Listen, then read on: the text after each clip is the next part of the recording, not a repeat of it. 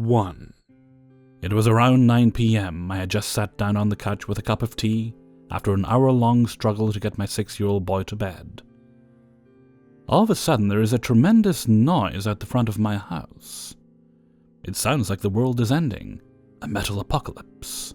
I leap up and run to the front window and squint out into the darkness of my usually quiet blue-collar suburban street. There, across the road, is my neighbor Johnny. He is dragging 12-foot-long metal beams along the sidewalk, resting one end on the top edge of the big cage trailer, then trying to shove and slide the beams down the inside. The noise is unbelievable. I watch for a couple of minutes in disbelief and growing anger as I notice about 50 more metal beams stacked behind him. This is not going to finish anytime soon. Then, to top it off, my son wakes up and starts making a fuss. I grab a piece of paper and write an angry message at Johnny in big block letters. My neighbor Johnny is profoundly deaf, hence the written note. He has lived in that house for all of his 50 years, and alone since his mother died a decade ago. He hasn't done so well by himself, I think.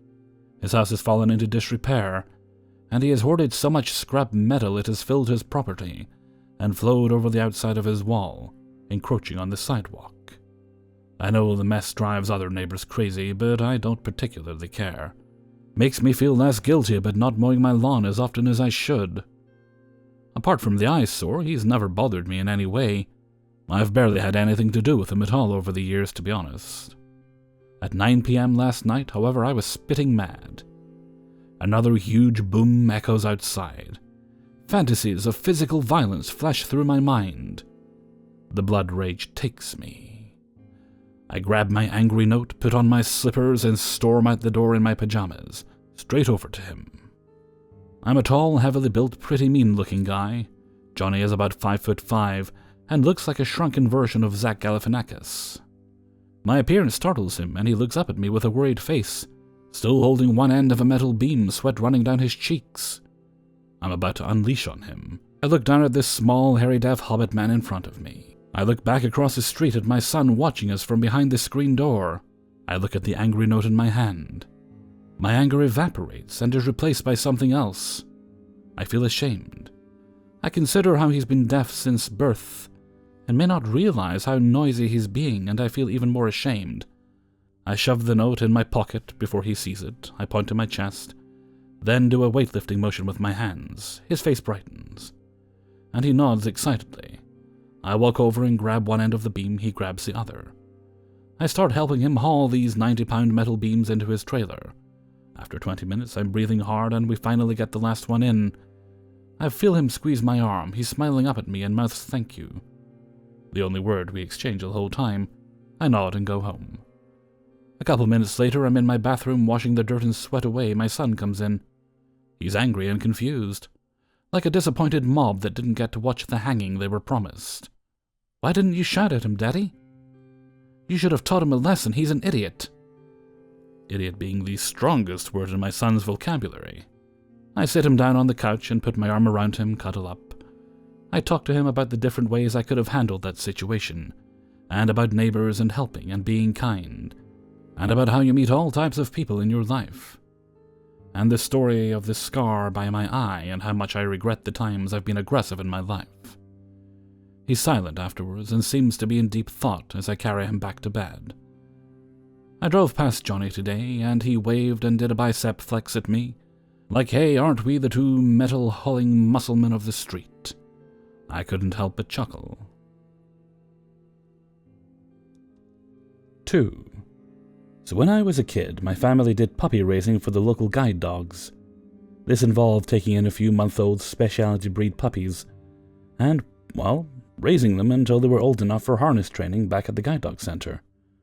As great as that sounds, having a new puppy in its prime every now and then, it was a lot of work for my mother, the primary dog caregiver, as you had to obey the feeding, training, and time requirements laid out by the guide dogs.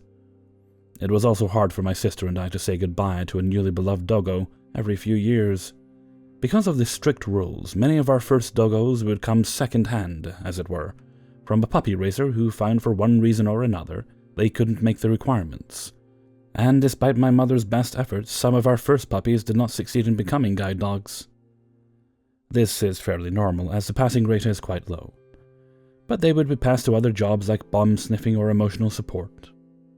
One year, we found out that our next doggo was coming straight from the centre, which was new to us. I went with my mum to the guide dog centre. She filled out all the forms, and we were taken to the puppy kennels. As all the fluffy little golden retrievers bounced around, whuffing and yipping at the new humans, I remember crouching down to say hello to a light-coloured one with his paws on the fence, with jowls that gave the impression of a friendly smile, and whispered, "Hello, are you our new puppy?" A few moments later, the worker went into the enclosure, and identifying the correct dog to my surprise, picked up the one I had been talking to. Meet Stella. Now, Stella was the sweetest doggo on the planet. She smooshed onto my lap on the drive home and bounded excitedly around the garden when we got back, rolling around on my lap, exploring, having lost and then regained sight of me upon circling the garden bed, pricked her ears and bounded towards me energetically. Now, I loved all the puppies we had raised, but Stella always stuck in my mind, so bouncy, cuddly, good-natured, and empathetic. She was truly a singularly special dog, even considering that since before I was born my family had pet dogs, and continue until this day to have many. When the day came for us to part with her, none of us wanted to see her go, and secretly hoped she would fail her training so we could take her back. But alas, she passed with flying colours and became a respectable guide dog. Not so respectable, mind you, that she wasn't distracted upon my squealing at her graduation ceremony.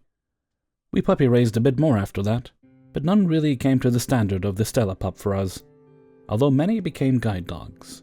This all occurred back when I was in primary school, and throughout my high school years we no longer puppy raised and just focused on our regular pet dogs, and cats, and chickens. A time after graduating from high school, I was talking to my mother when the phone rang. She answered, and I could tell by her replies that she was talking to the guide dog people. Then one sentence caught my attention. "Yes, we remember Stella." Then grinning like a maniac and bursting into tears, Yes, we would love to have her back." It turns out that the lady Stella had been assigned to was too old to look after Stella on her own. Having had retired from her service as an active guide dog, they had to find her new owners. When receiving Stella back at the center, one of the employees had remembered my mother and dug out her phone number. When we went to pick her up, the same light-colored dog with smiling jowls, much bigger and shaggier, trundled up to me and I said, "Hello, Stella? Want to come home?" An enthusiastic wag of her tail was her reply. I do not believe I could ever be so lucky again as when we got her back, so many years later. We are all overjoyed to have her back this past couple of years, and though she is now a large, lumbering doggo with a graying muzzle, she is still as bouncy and sweet and cuddly as the day I met her. 3. So a little backstory. Right this weekend, starting yesterday on Friday the 20th, in the year of our Lord 2019, there's this event being held by Nintendo Niantic for Pokemon Go. Yes, people still love it, go figure, right? Haha. It's the Pokemon Safari. You buy yourself a ticket, enter a set route by the event holders, and basically go to town for 6 whole hours with an upped shiny rate. I mean, by the end of the day, my friend who I was accompanying wound up with 12 brand new shinies and several other Pokemon. Since my phone decided it no longer wanted to support Pokemon Go, I didn't bother buying myself a ticket for the safari. However, since my friend was visiting from the States, I'm Canadian by the way, to come and enjoy this event, I wanted to accompany him at least 1 hour on the route, because apparently any normal people can show up, you just won't have the special catch rates or goodies, and walk around in the safari route. So, being unable to play P-Go to have my own kind of fun, I dressed up in cosplay. Now, I hadn't touched P-Go in a long time, so I only recently heard that Team Rocket had been added as a part of the game. So I decided to dress up as a Team Rocket grunt. My boyfriend also decided he wanted to dress up with me for solidarity, and went as a Rocket admin. The day was great. The sun was out, and the minute I stepped out of the subway station that dropped us off right on the island for the event, we were assailed with the P-Go main theme and messages in both French and English, telling us where to go. 3 colorful banners were waving in the wind majestically, each stamped with the symbol of the individual teams of Mystic, Valor, and Instinct, and there ahead stood an archway signaling the first steps into the event. It was all glorious and pumped me up even more despite me having no phone in hand to play. However, this is probably how and why people were confused as we walked in, strutting our stuff. While I am by no means a professional, when I cosplay I do my best to act the character. My standards are about the same level as any actor you find dressed up in Disneyland or World. I will do whatever I can to not break the illusion. People who knew and understood the whole cosplay scene complimented me and my boyfriend for appearing in full cosplay. For those who were just there for the event, now apparently, there are now rocket stops in Pigo, and every time my friend from the States needed to stop, we were nearly always stopped at a rocket stop. And me, being used to people staring, was right front and center, playing with a prop Pokeball I brought along. People were whispering to each other, mainly mothers pushing their prams, wondering if they could approach, and words of, "Does she work for the event?" could be heard upon the wind. And rather than verbally answering to any of those whispers, I merely raised my eyes, met their gazes, and waved, which caused most of them to scatter and hurry along. I didn't mind this, just giving them all this unreadable smile that could either be some innocent thing or, if you get near me, I'm going to steal your Pokemon. The braver ones were the younglings, actually coming within arm's length before scurrying off to their mother's legs. So close, so far. But when I met their gazes, they smiled shyly and hid their faces. There were, of course, the fearless photographers who took notice of me, and asked me for photos, either as selfies, pictures of friends standing next to me, or even a short video of me, challengingly thrusting my Pokeball forward at the lens. It was a good time, and if people wanted photos, I was always happy to pose, answer questions in character, even scare off a few kids hearing them laugh and shriek as they ran away from Team Rocket. All the while, people were thinking I worked for the event and venue. I was always happy and ready to make someone's day a little brighter through cosplay, no matter if I worked for the venue or not. I personally did not want to ruin anyone's fun, as I was having fun myself. Now, the one meeting that stood out to me the most was this young girl who approached my boyfriend and I while we took yet another break after 30 minutes of walking, this time at a spot where you could take selfies with standees of the Go team leaders. As usual, people asked for photos of their kids posing with me and my boyfriend. The girls stood at the back of a small crowd around us, and when they got their photos and started to disperse, she stood there, as if she really wanted to come but was too shy. After getting a good look at her, I had a feeling that this was not going to be a normal encounter, especially with her mother hovering behind her. So, like in every other situation where someone was too shy to come, I was extra cheerful and friendly when I looked over at this girl, waved her to come over and say hi to me. The kid was on the spectrum, and I could tell all the stimulation of the day was getting to her, but she seemed excited too, happy, and her eyes lit up as I met them and gestured her to come talk to us. And she did.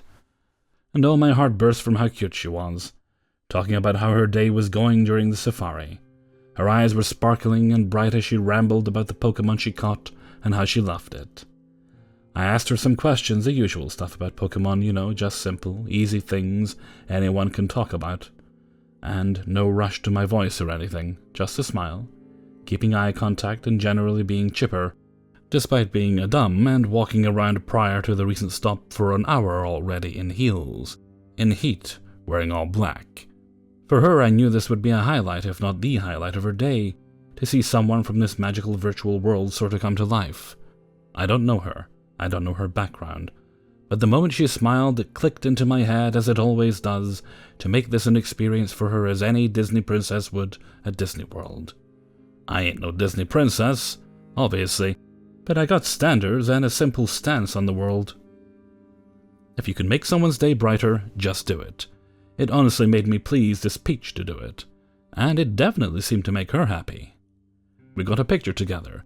She thanked us and her mom came to talk to us a bit while the kid went around to catch a few more Pokemon. She asked us some questions, other people too, came up to talk to us, but you all know the main question here, which had come up several times during the day. Of course my answer was, oh, I don't work here, but I never mind making other people's existences a little happier and fun. to which she looked so surprised, as did others, but I just shrug and smile. I have fun. They have fun. So it's all harmless fun, isn't it? The rest of the time was generally the same. More walking, more stops, more photos, more of me doing ridiculous things to make people smile and laugh, and me having dead feet after 3 hours of walking in high heels. Cosplay is suffering. But yeah, that was the main incident that stuck with me yesterday. I hope she caught herself a lot of shiny Pokemon and is having a rocking time. And anyone from here attending, I hope you guys have a great old time too. 4. I get along well with my GM. We've butted heads before, but that can be attributed to mostly having the exact same personality. I've had a really tough couple of weeks, but I've been slugging away. My co-workers know it's just me and my tiny human, and that I work my ass off to support us. And why I get so damn mad when I get skipped in the floor rotation, and that my family is less than helpful, or terrible. Both, really. I asked about a month ago if our restaurant did shoes for crews. We don't. I was super bummed because, first of all, spending a ton of money on shoes just isn't in my budget. Second, I'm a bigger person, so I can't just buy cheap-ass shoes because I wear through them in a month or so, and my entire body hurts. I had found an old pair of SFC in my closet, and I've worn them for about 6 months, and they are falling apart. So, last weekend I was trying to be goody two-shoes, and I stayed longer a couple days and picked up a double when my kiddo was at a sleepover to help out. By Sunday I was dying. I told my GM that I learned 2 things that weekend. I am too old for doubles, and I so desperately needed new shoes. More as an observation. We were both laughing at the time. My GM and I are close in age. My GM asked me what size I wear, and I said my size, and that it was annoying to have big feet. Well, 9.5, but still that size never goes on sale. And then I got quadruple set and thought not another single thing about it. Today my GM was in the office when I got there and was like, "Hey, Lucy, I have something for you." A brand new, beautiful pair of shoes for crews, in a decent style with a great sole and good support. I was truly in shock. I was like, "These are for me? Like, I can keep them?" I said. "Well, you said you needed new shoes. I know you're not rich. Merry Christmas." And that is the single nicest thing a manager has ever done for me in my 15+ years in the industry. I suppose a smart person might have figured it out when my GM asked my shoe size, but I spend my life thinking about random things, so I just didn't put it together. What's even cooler is my GM has no idea that my family life just fell apart, and I got basically a double water bill, so me buying SFC outright was completely out of the question. May all of you get $100 tips, still waiting on mine, this Christmas season, and may all of you eventually work for someone that awesome. 5. I worked at a popular breakfast restaurant for about a year, and then decided to jump ship and work for a competing breakfast restaurant in the same town. While I was working at the first place, a middle-aged woman and her elderly mother would come in 1 or 2 times a week on days that I happened to be working. I usually ended up having them as a table, and we gradually began to talk more and more each time I saw them. A few months passed and they became my official regulars, and would only come in when I was working and wouldn't sit in any other service section. I genuinely enjoyed seeing them and talking to them, and I eventually found out that the elderly woman was diagnosed with a terminal illness that was progressing, and it was getting harder and harder for her to go out and do things. Her daughter often told me that some weeks going out to eat and see me at the restaurant were the only thing that she actually wanted to do outside of her house. Things with management at the first restaurant were always questionable at best, but it got worse and worse, and I decided that it was time to move on and get a job across town at another restaurant. I broke the news to the 2 ladies, and the elderly woman was visibly upset when I told her. Her daughter informed me that they lived right around the corner, and she wasn't sure if they would be able to make it across town to the other restaurant. I told them when I would be starting at my new job, and I told them to come and visit me any time if they were able. She told me again that it probably wasn't going to happen, and we said our goodbyes. Fast forward to my 2nd week at my new job. On a slow night, I didn't have any tables, and one of my co-workers said that I got sat with a table that requested me. I went to greet them, and I was overjoyed to see my regulars from my other job. The daughter told me that her mom insisted they find a way to make it to my new job to see me. The smile on the elderly woman's face when I walked over to her table was so full of life and joy. It completely filled my heart with warmth. Throughout the dinner, they told me that things weren't going well, and that this would probably be the last time I see them. It was somber news, but I understood and made sure I made the dining experience the best that it could be. Dinner ended and the ladies left. Even though they were complete strangers to me not that long ago, I was upset and couldn't stop thinking about the elderly woman's decline in health and hoping the best for her daughter. A few more weeks go by, and I accepted the fact that the elderly woman had probably passed and I would never see her daughter again. During the middle of a rush one night, my manager told me that someone wanted to speak with me up front. I went up to see who it was, and saw the daughter standing by the hostess stand. I was surprised and confused and happy all at the same time. She told me that her mother had passed, but before she did, she made the tiniest little teddy bear and put it in a nice little box for her daughter to bring to me. I opened the box, and I held the bear and started to cry a little bit. I was incredibly moved by that gesture.